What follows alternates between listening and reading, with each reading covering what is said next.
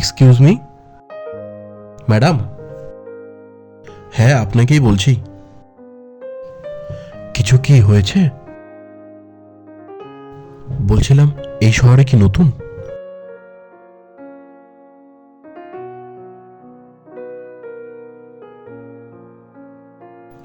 না মানে সাথে লাগেজগুলো দেখছি তো, তাই জিজ্ঞেস করলাম। সব ঠিক আছে তো? দেখে লোকাল মনে হচ্ছে না কিন্তু। দেখুন, ভরসা করে বলতে পারেন। আসলে জানি আজকালকার সমাজে কাউকেই ভরসা করা যায় না, কিন্তু ম্যাডাম সবাই তো খারাপ হয় না। আমি এখানে এসেছিলাম, আসার পরে আপনাকে দেখলাম যে সাথে কিছু লাগেজ আছে আপনার। হয়তো কোনো প্রবলেম হয়েছে, যদি বলতে চান বলতে পারেন। আমার দিক দিয়ে আমি চেষ্টা করবো আপনাকে হেল্প করার। দেখুন, আপনি হয়তো ভাবছেন যে আপনার এই অবস্থার ফায়দা নিতে এসেছি। ব্যাপারটা তা না। ব্যাপারটা পাশেই আমার অফিস, আমি ওই অফিসে জব করি। আর লাঞ্চ ব্রেকে এখানেই আসি আমি মোটামুটি। আপনার সাথে লাগেজগুলো দেখলাম, আর আপনার মুখে একটা টেন্স ভাব আছে। এই কটা জিনিস দেখে মনে হলো যে আপনার নিশ্চয়ই কোনো সমস্যা আছে। তাই হিউম্যানিটি খাতিরে জিজ্ঞাসা করলাম। না বলতে চাইলে ওকে, ক্যাজ বলো না। না, আসলে আমি এই শহরে নতুন। আচ্ছা, অ্যাকচুয়ালি আমি একজনের অপেক্ষায় আছি আর কি। বুঝলাম। আমার এক বান্ধবীর এখানে বিয়ে হয়েছে, তো আমি ওকে একটা মেসেজ করেছি। ও আমার মেসেজটা এখনো রিপ্লাইও করেনি, সিনই করেনি। আপনার বাড়ি কোথায়? আমার বাড়ি বাঁকুড়া। মানে বাঁকুড়া থেকে জলপাইগুড়িতে? হ্যাঁ। আচ্ছা, তার মানে বাঁকুড়া থেকে আপনি জলপাইগুড়ি এসেছেন একটা বান্ধবীর ভরসায়, তাই তো? হ্যাঁ। যে আপনার মেসেজ সিন করেনি, তাই তো? দেখুন, আপনার সাথে কি হয়েছিল তা কি জানতে পারি? আসলে আমি বাড়ি থেকে পালিয়ে এসেছি, কারণ আমার বাড়ি থেকে জোর করে বিয়ে দিয়ে দিচ্ছিল, আর আমি এই মুহূর্তে কোনোভাবেই বিয়ে করতে চাই না। আর আমার এখন পালিয়ে আসা ছাড়া কোনো রাস্তাও ছিল না। সেজন্য আমি আমার ওই বান্ধবীটাকে মেসেজও করেছিলাম। ওর এখানেই বিয়ে হয়েছে, কিন্তু ওর মানে অ্যাড্রেসটা আমার জানা নেই। ও, আসলে আমিও তো এই শহরেরই ছেলে, তো আপনি চাইলে আমাকে দেখাতে পারেন, চিনলেও চিনে যেতে পারি। হ্যাঁ, নিশ্চয়ই। ইনি। ইনি আপনার বান্ধবী? হ্যাঁ। ইনি? আচ্ছা, এ তো আমার বৌদি। হ্যাঁ। আসলে আমরা দু ভাই, আমার নিজের দাদা, ওনারই ওয়াইফ। এক সেকেন্ড, আপনাকে কথা বলাচ্ছি আমি।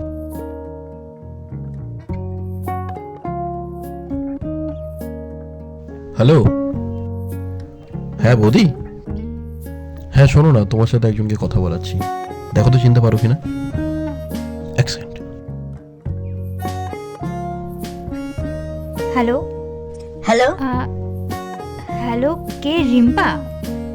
হ্যাঁ, আপনি কে? আমি মৌমিতা বলছি। মৌমিতা? চিনতে পারলি আমাকে? আমি মৌমিতা বলছি, তোকে মেসেঞ্জারে মেসেজ করেছিলাম, তুই আমার মেসেজটা রিপ্লাইও করিসনি। আচ্ছা আচ্ছা, তুই এখানে কি করে? আমি তো তোর জন্য এখানে চলে এসেছি, বাড়ি থেকে না বলেই আমি বের হয়ে গেছি। তুই চলে আয় আমার বাড়িতে, ও আমার দেওর। দে তো ফোনটা ওকে। হ্যাঁ হ্যাঁ, নিশ্চয়ই। হ্যালো। হ্যাঁ ভাই, হ্যাঁ তুমি ওকে নিয়ে শিগগিরই বাড়ি চলে এসো। ঠিক আছে, আমি আসছি তোমার বান্ধবীকে নিয়ে। দেরি করো না কিন্তু। না না, একদম না। ওকে ওকে, রাখছি ঠিক তাহলে। ঠিক ঠিক। বাড়ি যাবে তো?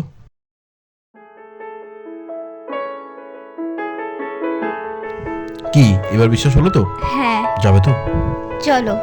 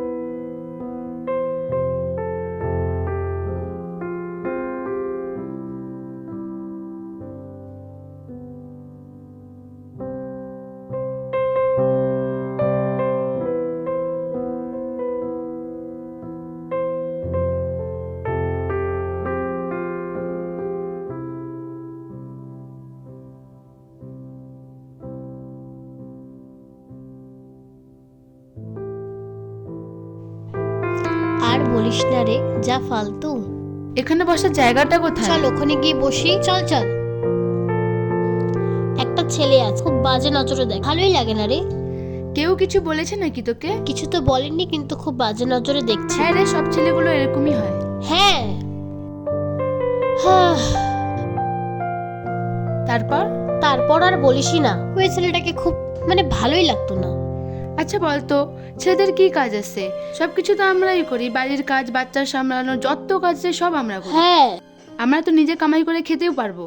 আর ছেলেদের কথা বলিস না, ওরা তো গায়ে হাওয়া লাগে ঘুরে বেড়ায়, আর সব কাজ তো আমাদেরই করতে হয়। তাহলে ওদের তো কোনো কিছুই নেই, আসবে, খাবে দাবে, ঘুরে বেড়াবে, এই সেই। আর একটু গরম দেখাবে, এই কর না সেই কর, টুক করে যাবে, কাজ টাজ করবে আর চলে আসবে। এরকম করে কি হয়? বাদ বাকি যত কষ্ট সব মেয়েরা করে। তাহলে আর বল, ছেলেদের ভাষণ কত দেখেছিস? বাবা কত বড় এমন ভাব করে। না খুবই, যতটা না ততটা বলে ওরা নিজেদের ব্যাপারে। আমরা তো কোনোদিন নিজের প্রশংসা করি না। না, তাহলে ওরা এইরকম কেন? আরে সিম্প্যাথি, ছেলেরা একটু সিম্প্যাথি নিতে ভালোবাসে, জানিস না? হ্যাঁ, এটাই হয় রে। ছাড় ওদের, আর কি বলবো। আমাদের মেয়েদের মতো অত বড় মন না কারো কাছে নাই, কোনো ছেলেদের কাছে থাকেও না। সেটা ওরা বুঝবে না তো। ওরা তো খালি নিজেদেরকে এত মহান করার চেষ্টা করে, আমাদেরকে সবসময় নিচু করে রাখার চেষ্টা হ্যাঁ, করে। ওরাই ডন। এক্সকিউজ মি, আপনাকে কিছু কথা বলতে পারি? না ব্যাপারটা হচ্ছে যে আপনাদের দেখে বোঝা যাচ্ছে যে আপনারা পুরুষ মানুষের বড় একটা ক্ষোভ আছে। যদি কিছু মনে না করেন কয়েকটা কথা বলি। আপনারা বললেন যে পুরুষ মানুষ সারাদিন ঘুরে বেড়ায়, অল্প একটু অফিসে কাজ করলো বা কিছু ব্যবসা করলো, সারাদিন ঘুরলো, চলে আসলো বাড়িতে, খাওয়া দাওয়া করে শুয়ে পড়লো। আপনি জানেন বাইরে কতটা প্রেশার থাকে, বাইরে কতটা চাপ সহ্য করতে হয় একটা পুরুষকে? সকালে বেরোনোর থেকে শুরু করে সকালে তো আধ পেটা খেয়ে চলে যায়, ঠিকমতো ব্রেকফাস্টটাও করে না। তারপরে বেরোলো, গাড়ির জ্যাম, সেখানে ঝামেলা, ওদিকে বস ফোন করতে থাকে, 9টার মধ্যে অফিসে পৌঁছাতে হবে। 9:05 হলে না অর্ধেক দিনের স্যালারিটা কাটা চলে যায়। আপনারা তো এসে বলে দেন আমার মার্কেটিংয়ের জন্য পয়সা লাগবে, বুঝি তো আমরা। তারপর অফিসের বোঝা, অফিসের ঝামেলা, বসের ঝামেলা, তাকে মানাও, তাকে মেনটেন করো, কলিগদের ঝামেলা, অফিস পলিটিক্স। তারপরে সারা দিনের একটা খাটনি নিয়ে বাসে করে গুঁতো খেতে খেতে বাড়ি ফেরা। আর বাড়ি ফিরেই আপনাদের শুরু হয়ে যায়, জানো তো মা না আজকে এটা বলেছে, জানো তো বাবা না আজকে এটা বলেছে, জানো তো তোমার বোন না আজকে আমাকে এটা বলল। আর মানুষকে একটু শান্তি তো দিন, দুদণ্ড জিরাক। আমরা এটা বলছি না যে ভাই বলবেন না, বলবেন 100 বার বলবেন, আমাদের বলবেন না তো কাকে বলবেন? একটু জিরাক। তারপর বাড়িতে এসে বইয়ের সাথে মায়ের ব্যালেন্স, এই ব্যালেন্সিং করতে করতে না পুরুষের অর্ধেকটা জীবনই শেষ হয়ে গেল। আর আপনারা বলছেন পুরুষের কি কাজ? আমাদের কাজের কিছু ভাগ্য যদি আপনারা করতেন না, তাহলে বুঝতে পারতেন আমাদের কি চাপটা থাকে। না, এটা এমন না যেমনটা আপনি ধরেছেন। একটা পুরুষ মানুষের দায়িত্ব জানেন, বোঝেন দায়িত্ব? আপনাদের মতো না ফট করে ভ্যা করে কেঁদে দিতে পারে না, ওরা কাঁদতে পারে না, কারণ সমাজ বলেছে পুরুষ কোনোদিন কাঁদে না। কিন্তু আমরা কাঁদি, আমরা যখন একা থাকি তখন কাঁদি। কেন একা থাকি? আর কেন তখনই কাঁদি যখন আমরা একা থাকি? যাতে আপনারা দেখতে না পান। কারণ আপনারা যদি দেখতে পান না একটা পুরুষ কাঁদছে, আপনারা ভেঙে চুরমার হয়ে যাবেন। ইকুয়ালিটি, আমাদের সিট, আমাদের অধিকার, আমরা সমান। হ্যাঁ মানি, 100 বার মানি। মেয়েরা করতে পারে না এমন কোনো কাজ নেই, 100 বার। আমি নারীদের যথেষ্ট সম্মান করি, কিন্তু তার মানে এই না যে আপনারা পুরুষকে ছোট করবেন। এখানে যতটা নারী সমান ততটাও পুরুষ সমান। একটা নারী যখন ইনকাম করে না, সবার প্রথমে সে ভাবে কি সে ফ্রি, তাকে আর বাধা ধরা কেউ নাই, সে পুরো একদম ফ্রিডম পেয়ে গেছে, সব কিছু করে গেছে। কিন্তু একটা পুরুষ মানুষ যখন ইনকাম করে না, সে প্রথমে তার ফ্যামিলির কথা ভাবে, কি করে তার ফ্যামিলি ভালো থাকবে, কি করে তার বউ ভালো থাকবে, মা ভালো থাকবে, বাবা ভালো থাকবে, এদের কথাই চিন্তা করে। আর এদের কথা চিন্তা করতে করতে না একই স্যান্ডেল আর একই জামাতে কত বছর কাটিয়ে দেয় না, আপনি ভাবতে পারবেন না। আমি জানি না কেন কথাগুলো আপনাদের বললাম। আমি বিবাহিতও নই, কিন্তু চারিদিকে সমাজের যা দেখে দেখে না প্রচুর অভিজ্ঞতা হয়ে গেছে। যাই হোক, আপনাদের অমূল্য সময় নষ্ট করলাম, আসি। এক্সকিউজ মি, আপনার কন্ট্যাক্ট নাম্বারটা কি পাওয়া যাবে? আমার কন্ট্যাক্ট নাম্বার? আপনার কথাগুলো খুব ভালো লাগলো। এর আগে আমাকে এমনভাবে কেউ বুঝায়নি। পুরুষদের ব্যাপারে যে আপনি পিএইচডি করছেন বোঝা যাচ্ছে। তা মেয়েদের ব্যাপারেও তো কিছু জানতে হবে নাকি? তা এই যে আমার ইনোসেন্ট বান্ধবীটা আপনার কাছে যে নাম্বারটা চাইলো তা দিন না, একটু কথা বলুন। ঠিক আছে, নিন। 9933। আচ্ছা, আপনাকে কিন্তু আমি মাঝে মাঝে ডিস্টার্ব করব, কি ফোন করতে পারি তো? নিশ্চয়ই। Thank you. আসছি। এক্সকিউজ মি, চলুন না আজকে একসাথেই যাই। চলুন। চলুন, চল।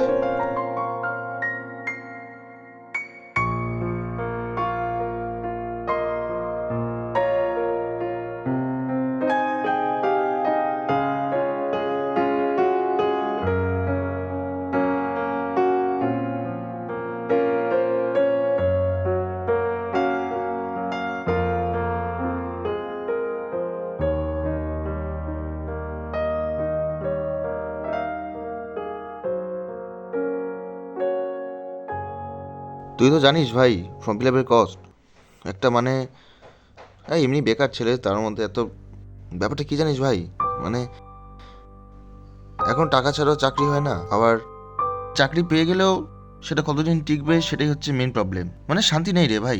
হ্যাঁ ভাই, এইভাবেই চলছে, জানি না কি হবে আমাদের, আদৌ ভগবান আছে কিনা কিছু।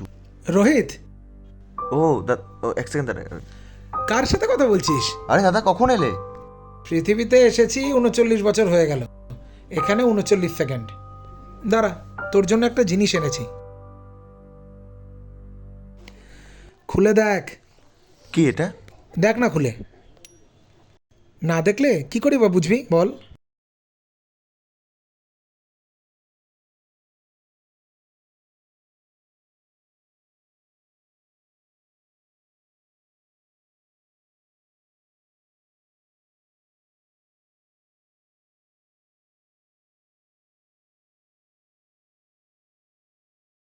দাদা, অ্যাপয়েন্টমেন্ট লেটার, আমার জব হয়ে গেছে তোমার অফিসে। আরে এত উত্তেজিত হয়ে গেলি? বস বস, এখনো অনেক গল্প বাকি আছে। তুই তো জানিস আমাদের এই কোম্পানি এই শহরের সবচেয়ে বড় কোম্পানি। এখানে চাকরি পাওয়াটা এত সোজা না। হাজার হাজার নেতা মন্ত্রী, তার ভাইপো ভাইজি ভাস্তি আগরুম বাগরুম সব লাইন ধরে বসে আছে শুধুমাত্র চাকরির জন্য। সেখানে আজকে তোর এই চাকরিটা হয়ে গেল, কেন জানিস? কারণ তুই এই শর্মা এই অফিসের সিনিয়র অ্যাকাউন্টেন্টের প্রিয় ভাই। দাদা, তোমার এই ঋণ যে কি করে শোধ করবো আমি? ধর তোর ঋণ। এই চাকরির স্যালারি জানিস কত? স্টার্টিং 55,000, আর 2-3 বছরের মধ্যে 1 লাখ ছাড়িয়ে যাবে। কি খুশি? খুশি মানে খুব খুশি দাদা, খুবই হ্যাপি, মানে এটা উত্তপ্ত মরুভূমির মধ্যে এক ফোঁটা জলের ফোঁটার মতো। খুব উপকার দাদা, খুব উপকার, আমার প্রয়োজন ছিল এটা, তুমি আমার জীবন ফিরে দিলে দাদা। শোন, এত খুশি হোস না, এই চাকরিটা খুব রেয়ার। এখানে কাজ করতে গেলে কিছু সিকিউরিটি মানি লাগবে, বুঝতেই তো পারছিস মার্কেটের যা অবস্থা। বেশি না, মাত্র 5 লাখ।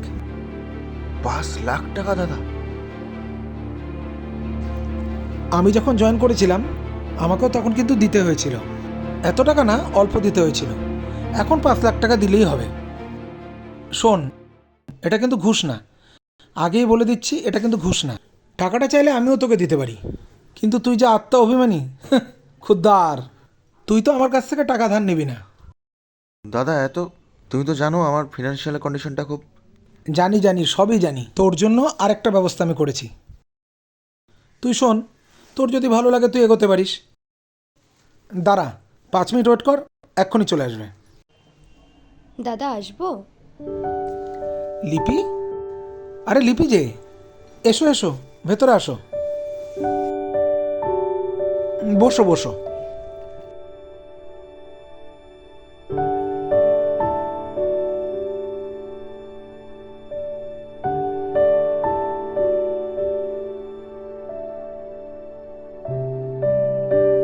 কিরে, ঘাবড়ে গেলে নাকি? ওর নাম লিপি, আমার পরিচিত এক দাদা আছে, তার মেয়ে। খুব ভালো মেয়ে এবং ফ্যামিলিটা খুবই ভালো, অমায়িক ফ্যামিলি। সদ্য মাস্টার্স করেছে। আর ওর ব্যাপারটা, ওকে কেন ডেকেছি তোকে আমি সব পরে বুঝিয়ে বলে দেবো।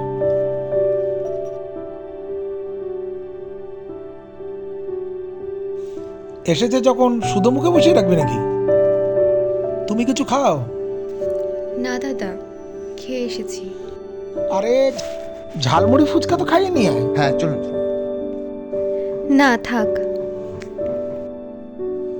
ঠিক তো? দাদা, আমি কি তাহলে যাব? যাবি? যা।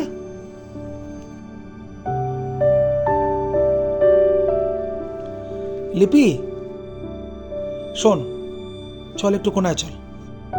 আসছি আমি, দাঁড়া। বললাম পছন্দ হয়েছে তো?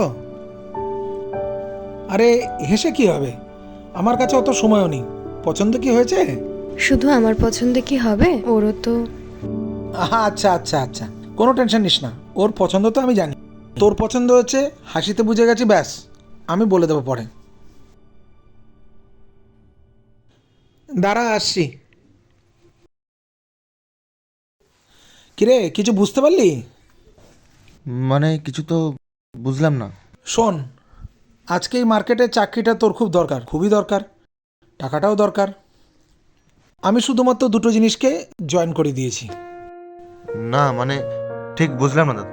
শোন, লিপির বাবা একজন খুব ভালো ব্যক্তি। উনি ওনার মেয়ের জন্য একজন অনেস্ট ছেলে খুঁজছিলেন। বেশি কিছু চাই না, শুধুমাত্র মেয়েটাকে একটু খাইয়ে পরিয়ে রাখতে পারে। তার জন্য একটা ভালো চাকরি দরকার, যেটা তোর আছে। সেই জন্য তোর কথা আমি ওনাকে প্রপোজাল দিয়েছিলাম, আর উনি এতে রাজি আছেন। কিন্তু দাদা, আমি তো ওভাবে টাকাটা নিতে পারবো না। আমি জানতাম তোর মধ্যে খুদ্দারির পোকাটা আর যাবে না। এটার সলিউশন আমার কাছে আছে। তুই লিপির বাবার কাছ থেকে টাকাটা ধার হিসেবে নিয়ে নে, তারপর মেয়েটিকে বিয়ে কর, চাকরি বাকরি কর, 2-3 বছরের মধ্যে ফেরত দিয়ে দিবি। সিম্পল। দাদা একটা কথা বলবো? বল। আজকের দিনে নিজের মানুষও কারোর জন্য এতটা করে না, আর তুমি সেখানে এত কিছু আমার জন্য করলে। তোর রনিকে মনে আছে? ওকে ভুললে তো মনে করো, ছোটবেলা থেকে একসাথে বড় হয়েছি। ও যতটা না তোমার ভাই, ঠিক ততটাই আমার বন্ধু। আজ রনি বেঁচে থাকলে তোর বয়সী হতো। নে চল, আমার আবার অফিসে দেরি হয়ে যাচ্ছে।